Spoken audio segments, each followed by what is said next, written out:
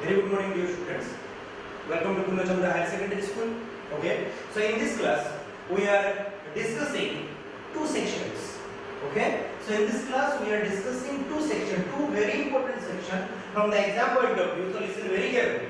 In our first discussion, we are discussing about the force between two parallel current carrying conductors, two parallel infinite straight current carrying conductors. This is the first discussion, the first section.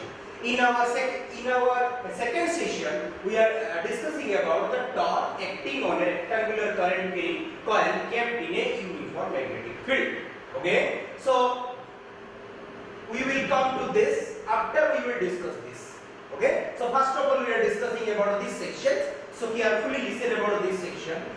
How or what is the value of the force between two parallel current carrying conductors? Clear all of you? So this is our first section.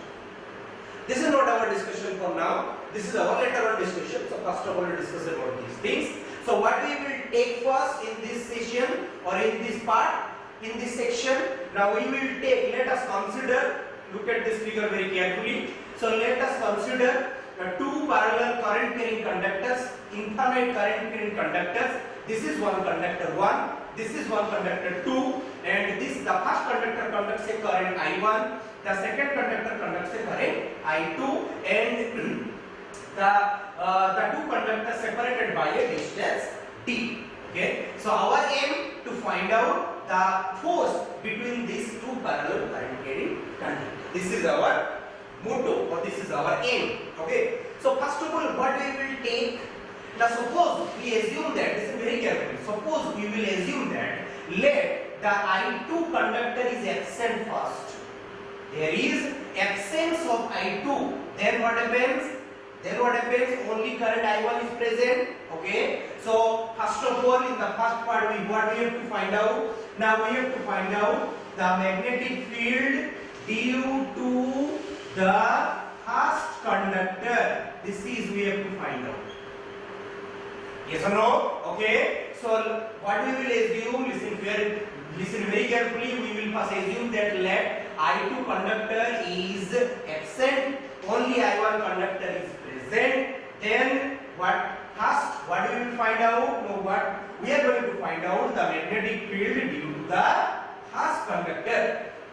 Okay. So we know that from the application of your Ampere circuital law. Please recap the last video. Okay, recap the last of my video. In the application of Ampere's law, in the Ampere circuital law, we have already derived the expression of magnetic field due to an infinite current carrying, straight infinite current carrying conductor. Just we have derived that one. Just say that expression we will put it here. Okay, because the I1, look at it, the first conductor which conducts the current I1, we will first find out what is the value of magnetic field. Let I will name the magnetic field as B1. Okay, so B1. So what is the expression of the magnetic field due to a long infinite current carrying conductor? The expression is B is equal to, what is the expression? The B is equal to, the expression is mu 0 I. So I means what is the current, what amount current the first conductor conducts? I1. So that is mu 0 I1 divided by 2 pi. The distance between them is d. So 2 pi d. Okay, 2 pi d. So this is the expression of your magnetic field due to the first conductor. This is the expression of your magnetic field, the generation of your magnetic field due to the first conductor. Why? Because all of you know that when a conductor conducts a current, it will generate or produce a magnetic field around itself. Okay, and the value of that magnetic field due to the first conductor becomes this one, according to Ampere's circuital law application. First application. All of you can verify from my last video. Okay, so B1 is equal to mu 0 I divided by 2 pi d is the amount of magnetic field due to the first conductor. Okay, so now next what we will do? Next we will bring another conductor I2. We will bring another conductor I2 close to I1 or in the magnetic field of I1 which is placed at a distance d, which has to be placed at a distance d. Okay, so now this second conductor is brought. The second conductor is brought nearer to I1 at a distance d. Okay, so we have to find out that now due to the your first conductor, the magnetic field is V1. Okay, so now the second conductor is brought nearer to it. Very simple. So what we are going to find out? Now we are going to find out the force. Okay, the force on the second conductor due to the first conductor. You have to find out the force on the second conductor due to the first conductor. Clear? Okay, so now the force, suppose I name the force F. We know that the expression of when a conductor is placed in a magnetic field, what is the expression of the force? The expression of force is I1 into L cross B. The expression of force is I1 into L cross B. This already we know that. Okay, so this expression I need to put here. Okay, so what I am going to find out? Again I will repeat. I am going to find out the force due to the first conductor on the second conductor. I have to find out the force due to the first conductor on the second conductor. So F is equal to, so I, listen very carefully. So I, which current I will take, because I am going to find out the force on I2. So I2, okay, volume L cross B. So L means length of this. Suppose this is L2, this is length L1 I will take, this is length L2 I will take. Okay, so I2 into L2 cross the magnetic field of first conductor. So what is the magnetic field of first conductor? D1. Very simple. Okay, so the force, again I will repeat, listen very carefully. The force on second conductor due to the first conductor or due to the magnetic field of the first conductor becomes this. That is F is equal to I2 whole into L2 cross D1. Here all of you. So now look at here.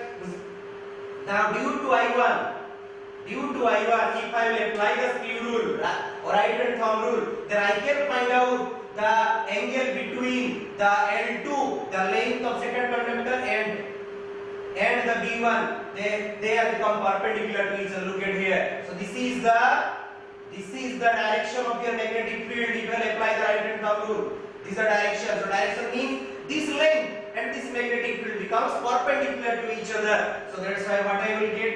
I will get I2 for your I2 L2 D1 sin 90 degree. Sin 90 degree is equal to 1. So that is I2 L2 D1. Very simple. So that is equal to, now I know I have already derived the expression of your B1. Just put the value of B1 here. So I2 L2, then B1 value is mu 0 I1 divided by 2 pi d. All of you. So just resort it. So what I can write the mu 0 I1 I2 L2 divided by 2 pi d. So this is nothing but the expression of your force on second conductor due to the magnetic field of first conductor. Clear? This is it. Now that implies if I am going to find out the force per unit length, okay, then what I will do? Now I have to find out force per unit length of second conductor, that is L2, F divided by L2. So that is equal to mu 0 I1 I2 divided by 2 pi d. Understood all of you? Clear? So this is the force per unit length.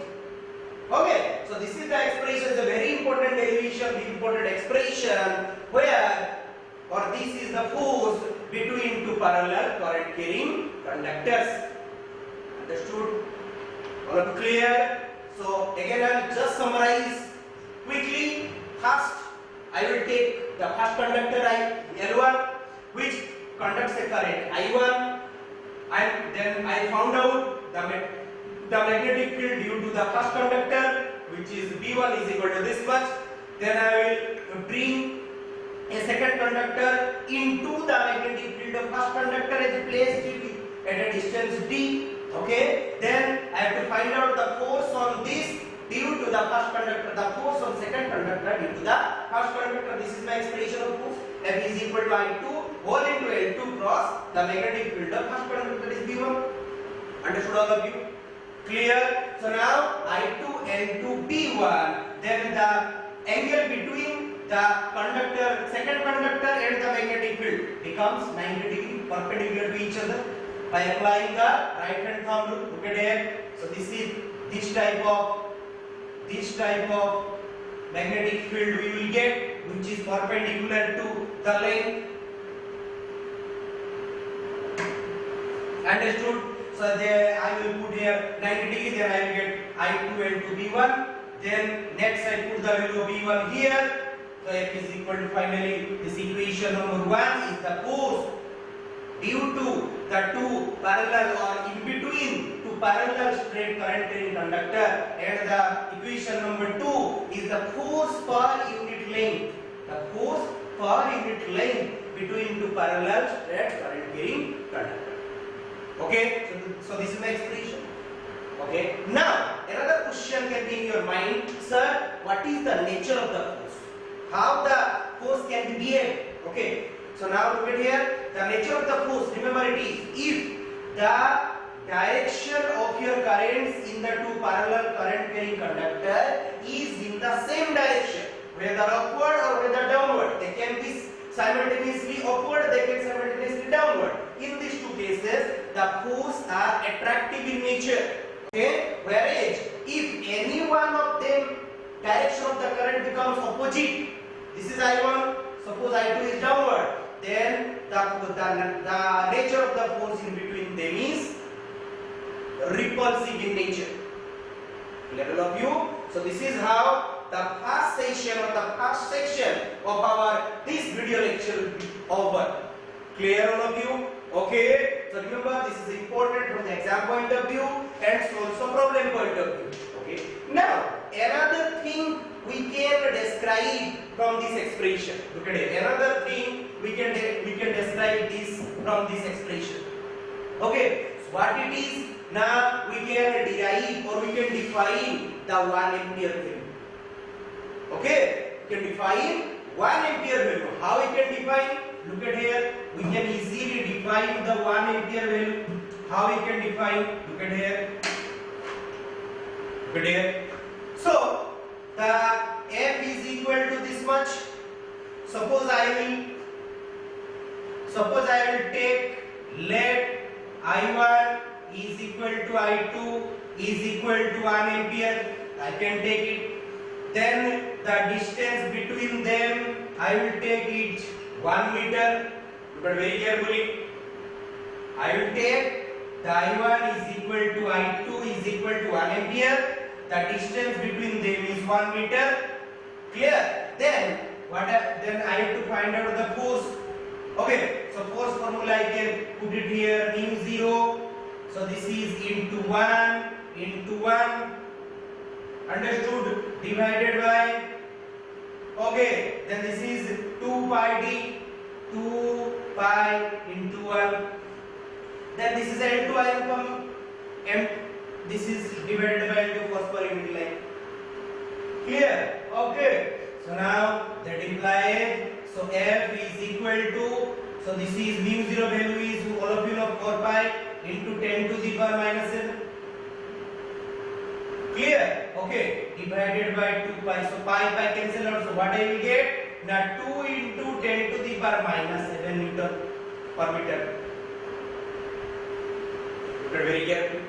This thing we will get. That means from this I can easily define the 1 ampere. What I can define? Look at here. What I can define? Now 1 ampere is that value of steady current. 1 ampere can be defined as the value of steady current, okay, which when applied to straight current carrying conductor, having unit length, having unit length, okay, listen carefully, unit length can produce the force 2 into 10 to the power minus 7 Newton per meter. Clear? Again I will repeat. So 1 ampere can be defined as the amount of steady current,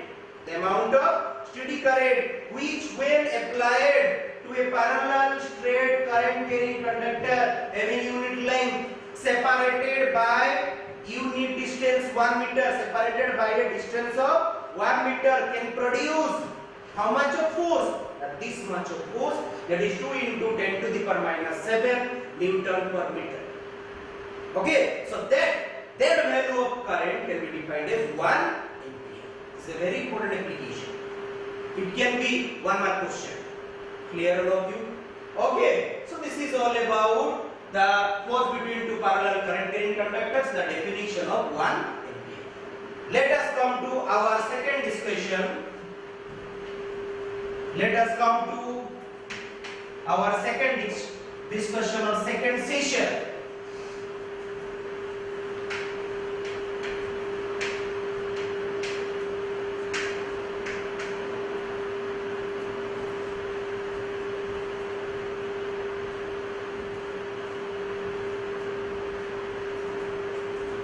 Okay, so let us come to our second session or second discussion or second part of this video lecture. What? Now we have to find out the torque acting on a rectangular current carrying coil kept in a uniform magnetic field. Okay, so this is our heading. This is we have to find out. So first of all we have to realize the how a rectangular loop when placed in a uniform magnetic field gives us a torque. So let us discuss first, then we will derive the expression. Very simple. So all of you look at it. All of you look at this. All of you look at this figure. So what the figure says? Look at this figure carefully. What the figure says? A rectangular coil. What is the name of the coil? PQRS. Look at very carefully. So there is a rectangular coil PQRS which is placed in a magnetic field.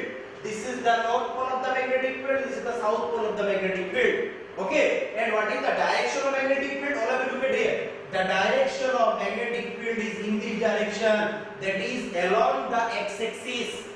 Along the x-axis. There is a mention here. Okay, so the direction of magnetic field from north pole to south pole, straight from the north pole to south pole along x-axis direction is shown in the figure. Clear all of you? First point.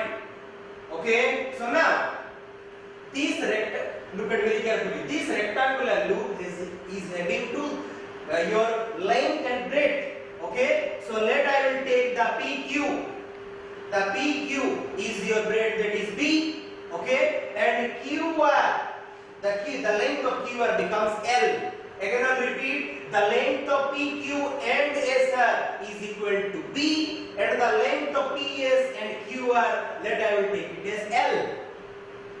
Clear? Okay, and this is the, look at this arrow.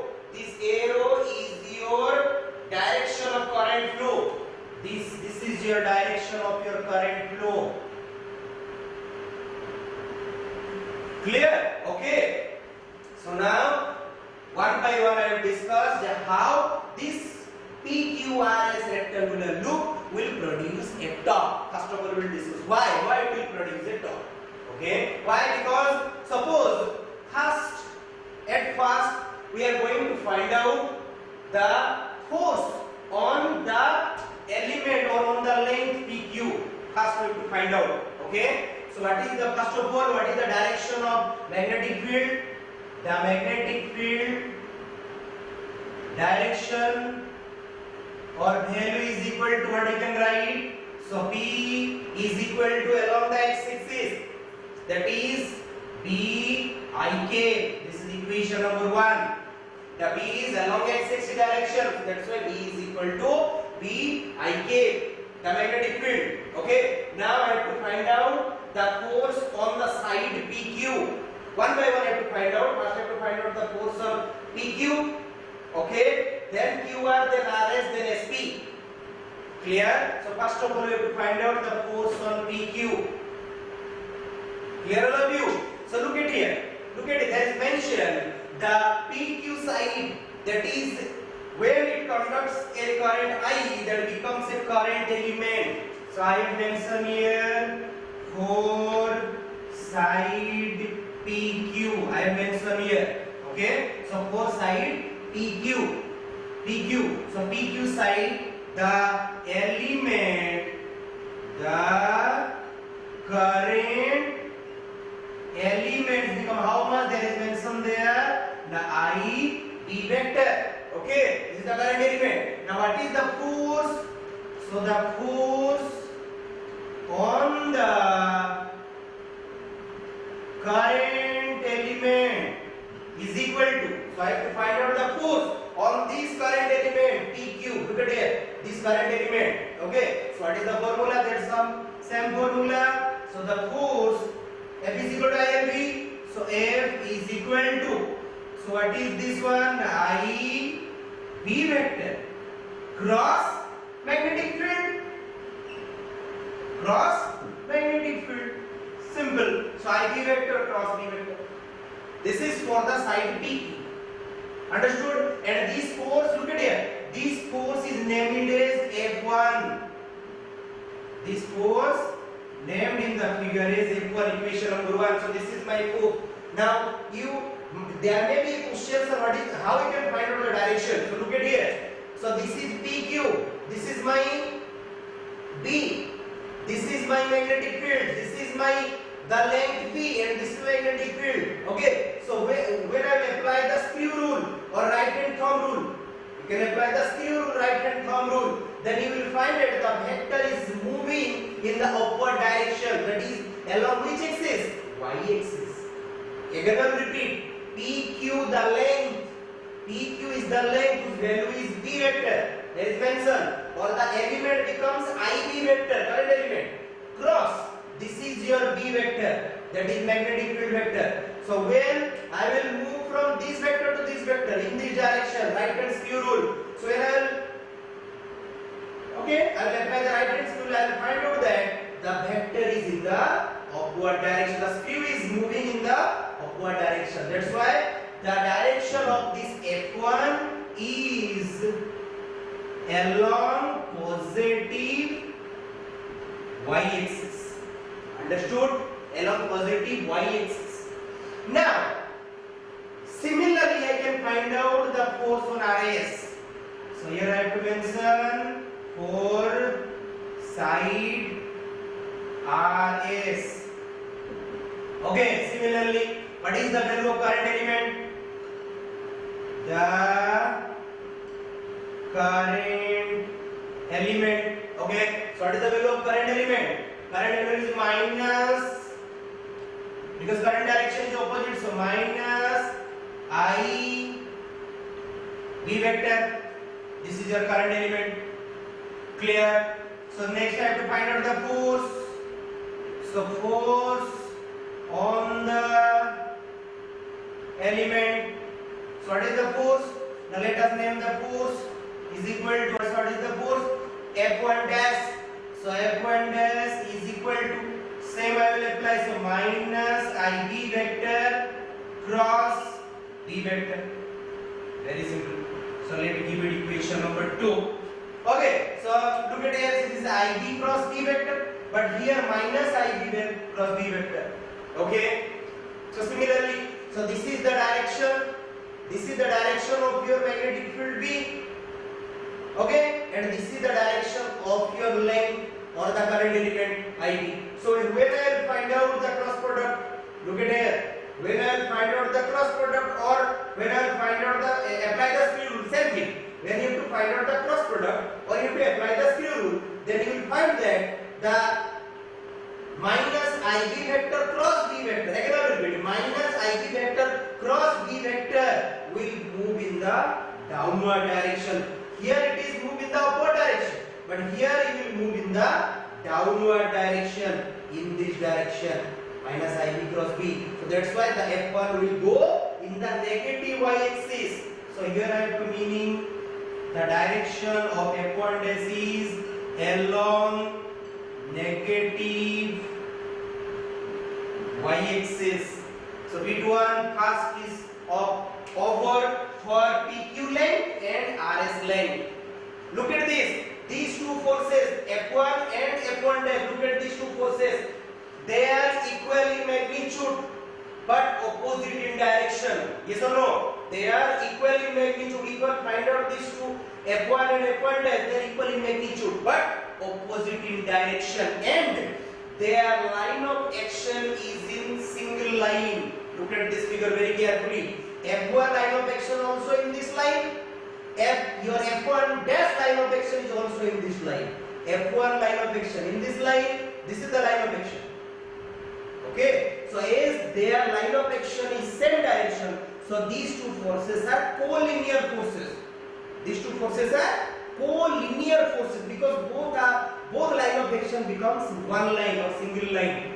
Clear all of you? So as they are collinear and their magnitude is same and they are opposite in direction, so that's why F1 and F1 dash, again I'll repeat, F1 and F1 dash cancel out each other.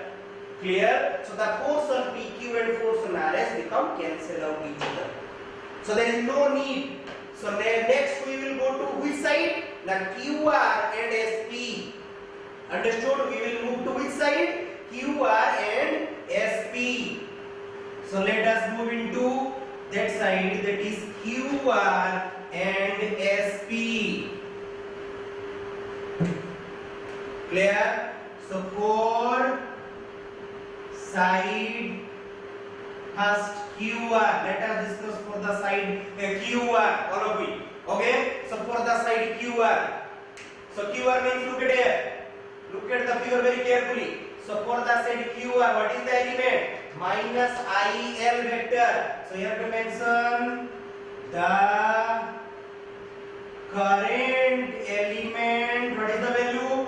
The minus IL vector. Okay. So what is the force on it?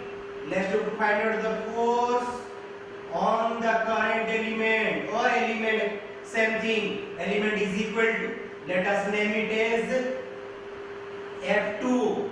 Okay, so F2 is equal to same. I have to apply the formula. So let us find out the formula. But before finding out the formula, all of you look at this figure. So this is along which direction? Look at this figure. This is y. This is minus y, and this is the direction of QR. That means QR is along negative y-axis direction. Minus IL direction is along minus y. All of you clear? QR. This is the arrow. This is the arrow. So this is along negative y-axis direction.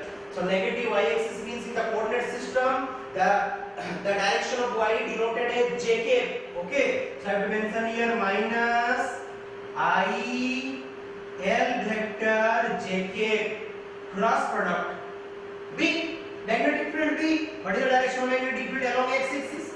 So B vector along I cap. Very simple. All of you clear? B vector along I cap. So that's why now just I solve it. So minus I L B. So that is J vector cross I vector. J vector cross I vector. What I will get? Now minus K vector. J cross I gives me minus K cap. J cross I gives me minus K cap. That is negative Z-axis direction. So that's why this is negative, positive. So I L B. Understood all of you? I L B K cap. I L B K cap. K cap means along which direction? Z direction. Look at here. Look at all of you. So this is F2, which is along which direction? This is the direction of F2. Which direction? Z direction. Understood all of you? Okay. So this is K cap. Hence derived. Now this is for side QR. Then for side SP. For side SP. So let us find out from the side SP the current element. The current element. What is the value of, look at here, current element is IL. IL vector. IL vector. So this is JK. Now look at here. This is along positive y-axis. So IL JK. This is negative IL JK. This is positive IL JK. Look at it. This is IL means from S to P along positive y-axis. This is Q to R along negative y-axis. So I JK. Now what is the force? The force on the element is equal to, I have to find out F2 dash. So F2 dash is equal to formula I L cross B. So let us find out. So I L vector J cap. Okay, cross product magnetic field. So B vector I cap, because the direction of B vector along axis. So this is equal to I L B J vector cross I vector. J vector cross I vector gives me minus. So I L B, this gives me minus K vector. Then negative Z axis. Look at it. Look at all of you here. This is FZ. So this is Z. That means this is in opposite to this direction. This is my Z vector. This is my Z vector. So this is in the opposite to it. Just like got it. Just like got it. So minus. So minus ILB. Look at it. This is equation number 3. Okay. This is equation number 3 and this is equation number 4. Okay. So look at the equation number 3, equation number 4. Similarly, this is equal in magnitude. This is equal in magnitude but opposite in direction. One is in the positive Z direction, another one is the negative Z direction. Okay, but there is a difference. Look at here. This is F2, this is minus F2. They are equal in magnitude, opposite direction, but their line of action will not collinear. Look at here. This is F2, this is F2, the line of action in this direction. This is F2 there, the line of action in this direction. This is F2, line of action is in this direction. So that's why the line of action of F2 dash and the line of action of F2 will not in the same direction, or you will not in a line, or F2 dash and F2 are not collinear. As we have described, F1 dash and F1 are collinear because their line of action is in a line, whereas F2 and F2 dash are not in a line. Okay, so they will not collinear. We know that from the physics, if two equal and opposite forces, listen very carefully, two equal and opposite forces which are not collinear gives us a couple or a torque. Understood? Gives us a torque. So that's why the force F2 and the force F2 dash gives us a torque. Let us find out the value of torque.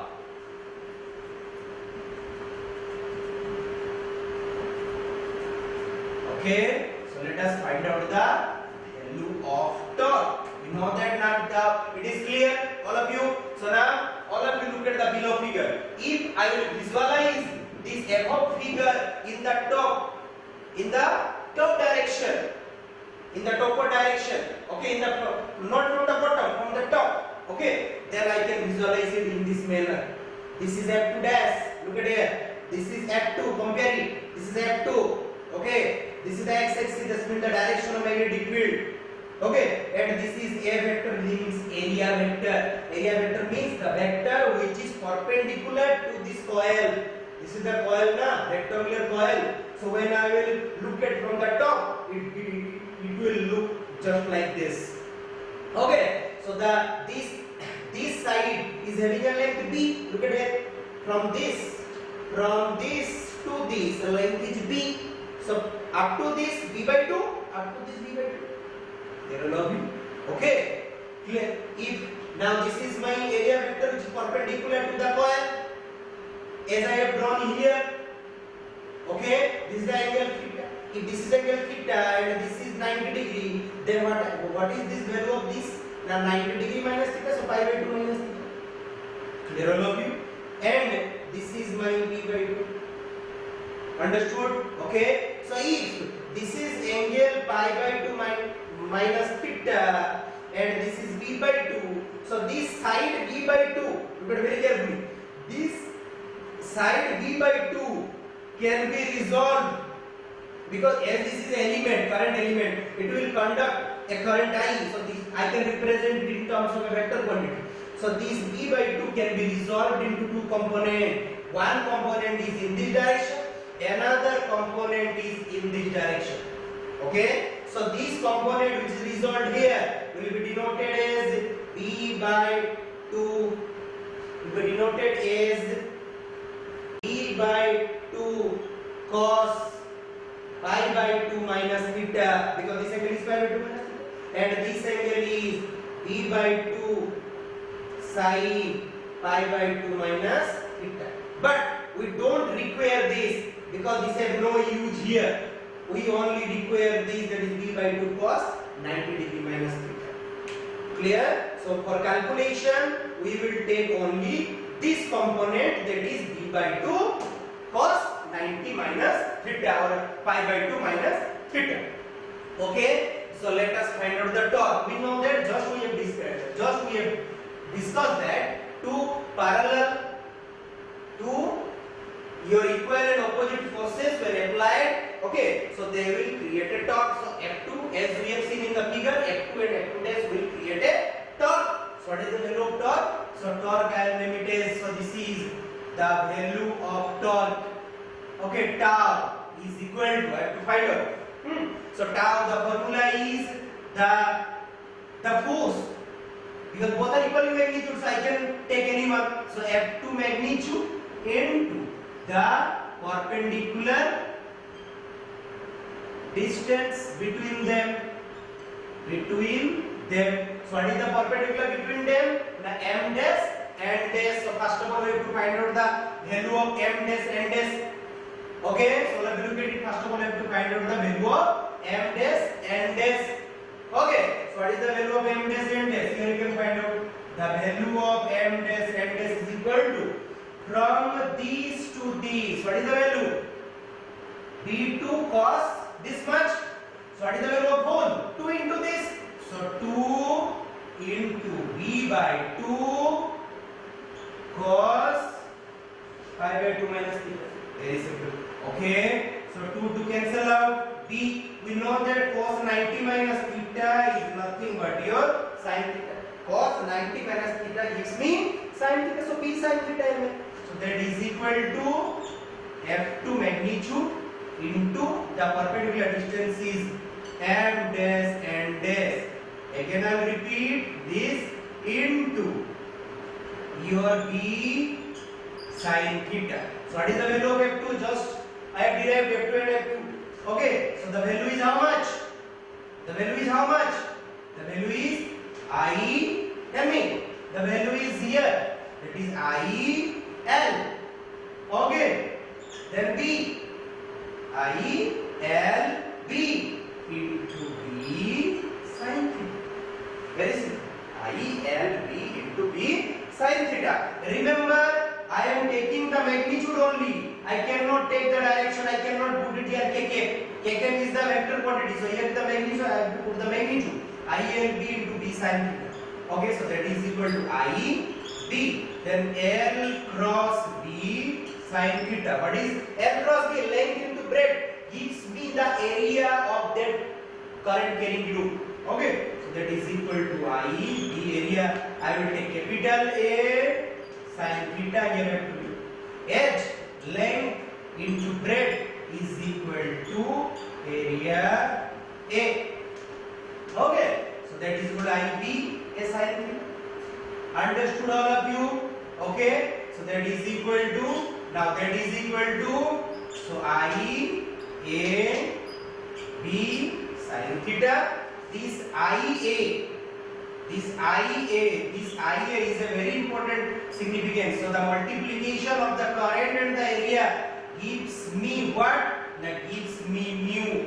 Mu is what? The mu is equal to, okay, mu is equal to I into A. That is called magnetic moment. Okay, so mu b sin theta. So that is equal to, this is mu b sin theta. Okay, clear? Mu b sin theta. How many loop? There is only one current carrying loop. If this loop is having n number of turns, suppose this loop is having n number of turns, then what I can write? Na n mu b sin. Very simple. N number of turns. If this loop is having this current carrying loop PQRS is having one loop, that's why the value is mu b sin theta. If this contains n number of loop, or n number of n is equal to number of turns in the loop, rectangular loop. Okay, so n mu b sin theta is the value of turn, and it can be represented in terms of, this is the magnitude part. You can represent the vector quantity. I can represent mu cross b. Okay, so torque is equal to the cross, again I will repeat, torque is equal to the torque in a magnetic field. When a current carrying loop is placed in a magnetic field, the value of torque which I will generate, the value of torque becomes the cross product between the magnetic moment mu and the magnetic field B. So I is equal to, tau is equal to, tau means the torque, tau is equal to mu, that is magnetic moment, cross B. Understood all of you? Understood all of you? Okay. So this is how we can find. This is a long question. Okay. So listen the video very carefully. Bit by bit I have described one. If there is any problem, you can ask me freely. Okay. I think I can clear. In my point of view, I can clear it. If there is any problem, then you can keep comments under the video. Okay. So don't worry. I can solve it. So now this is how we can find out the torque acting on a rectangular current carrying loop which is kept in a uniform magnetic field. Okay, so this is from the exam point of view, this is very important. So also from the problem point of view, this is important. Okay, so have a good day. Thank you so much.